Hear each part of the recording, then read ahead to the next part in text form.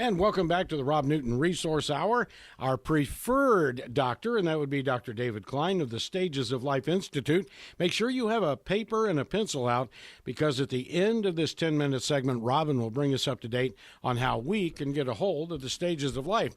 But doctor, today let's talk about why people take supplements. Why supplements? Why do it at all? Okay, and one of the things that just absolutely drives me crazy is listening to the radio, watching the television, picking up magazines, and looking at it ad after ad after ad. People selling this, people selling that, and it's basically sold on fear tactics. If you don't do this or you don't do this, you're going to end up with some dreadful disease, but with rather vague scientific or even common sense background. So why do you need to supplement? And what is a supplement? And what's this really all about? And that's the key to this business, because if you don't take care of yourself, nobody is going to do it for you. Okay, so what's a dietary supplement? A dietary supplement is a substance, it's a food, it's a medication, it's an herb, it could be any number of different things that is given to you. You take it, you ingest it, rub it on, breathe it in, whatever, in order to replace something that either you're missing or is presently missing in your diet. Well, why would this happen at all? If you believe that, we've been given the earth, we've been given the vegetation and the animals to provide sustenance, okay, we should be able to grow. But why doesn't it work anymore? And even more so, did it ever really work at all? The answer is yes, it did work, but things have changed. Now, as we've gotten older, our bodies change. Well, our brains don't necessarily change until the kind of like the last inning or so of the game. So you really don't think as if you're older. You think as though you're 15 or 20 or 30 or whatever your emotional age is fixed on. But what is a supplement? Okay, so a supplement is something that you would take to replace or to augment that which is in the environment that you're not bringing in. So these things could be minerals. Probably the most important supplement anybody can ever take. Why is that? Because most of the deficiencies that we see medically, most of the deficiencies that we see in our diet are mineral in nature. And okay, so what's a mineral? A mineral is an inorganic compound, which drives the tree huggers crazy. It's not organic. It must not be good for you. Well, the fact of the matter is, not everything has to have a carbon atom attached to it or such. These minerals, okay, these are inorganic substances that are necessary cofactors for enzymes to operate. So if you're missing a particular enzyme, that particular chemical reaction doesn't fire. Well, your body has built-in redundancies. It's like a beehive. You can get from here to there many different ways, but as soon as you hit a critical throttle, okay, a critical narrowing, then these metabolic pathways stop working and we become diseased. Well, how does a mineral work? A mineral is like a tiny little switch. It's almost like a traffic cop, which will pull electrons from one part of the intersection to another. The old game of chutes and ladders is a wonderful example of how a mineral works. Now, what does this do? It sets up covalent bonds, something you haven't thought about since high school chemistry, but these things link proteins together, which form the tertiary structure of proteins that form these enzymes. So if you're deficient in zinc, well over 150 enzymes are not going to be formed properly, or you're not going to form enough of them, or they're going to be malformed or misshapen, and you develop certain subtle changes in your physiology.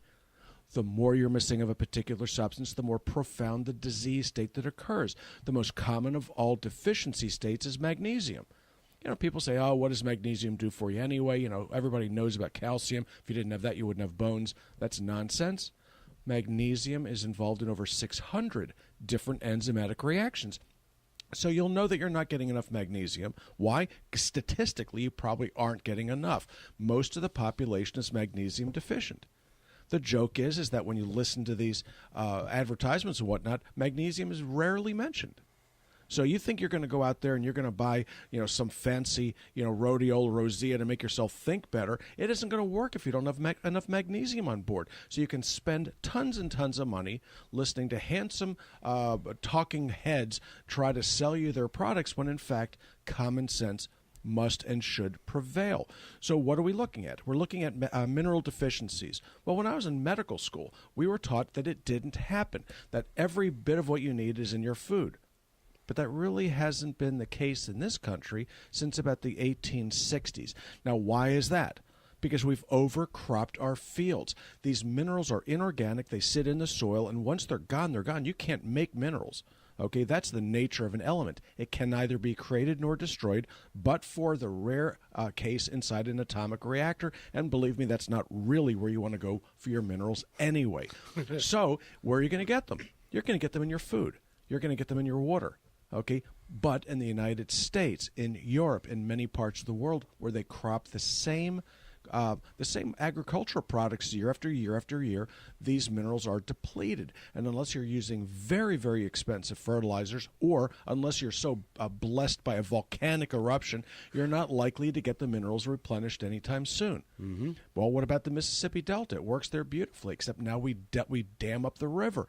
We dam things up. We prevent the flooding, which actually was there to replenish our minerals. No flooding, no replenishment, and guess what? You too will become zinc, magnesium, vanadium, chromium, selenium deficient and suffer all these wonderful diseases that we love to blame on processed food.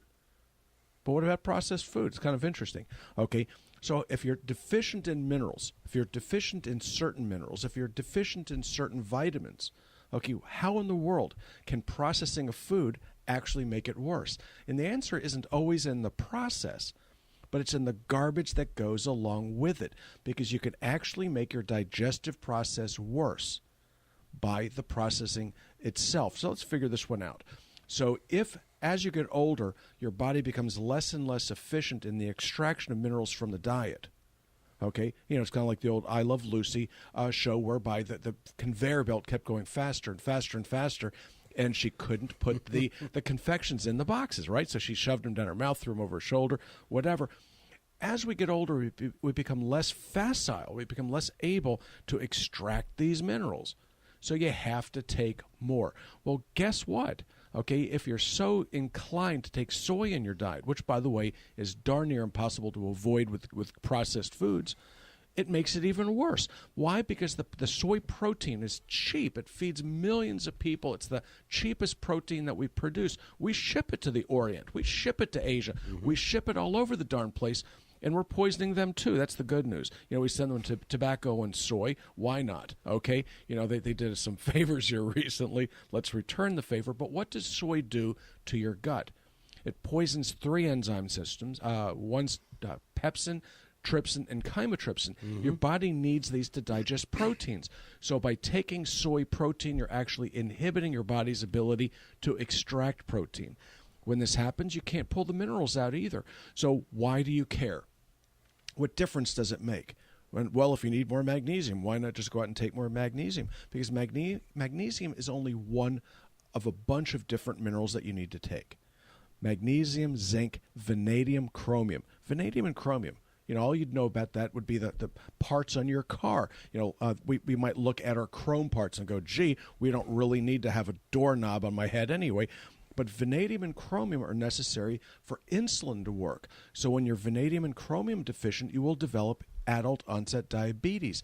This is terribly, terribly important. Zinc and selenium deficiency leads to thyroid disease. Both of these things lead to obesity, heart disease, cancer, and all manners of difficulties, none of which are particularly happy, but all are avoidable. So what's supplementation? Supplementation is using your brain to understand that which you are buying at the grocery store on the cheap needs a little something kicked to it to make it healthy for you. Minerals in particular are necessary. The vitamins do very much the same thing. And that's about the fact. The fact is that you need these things in order to thrive, survive, and live a longer life. Wow. All right. We knocked that one out of the ballpark. How about it, Robin? Can you tell us how we can get associated with the stages of life? Well, you can give us a call at 407-679-3337, and you can find us on the web at stagesoflife.net. We're also on Facebook, and that's at Stages of Life Medical Institute. Like us, and you'll see all sorts of interesting information there. Our office hours are Monday through Thursday from 8 to 5, and the health store is open during those office hours, and we invite you to come on in. And we want to remind you that Dr. Klein will be back with us tomorrow. He's now on 5 days a week right here on the Rob Newton Resource Hour.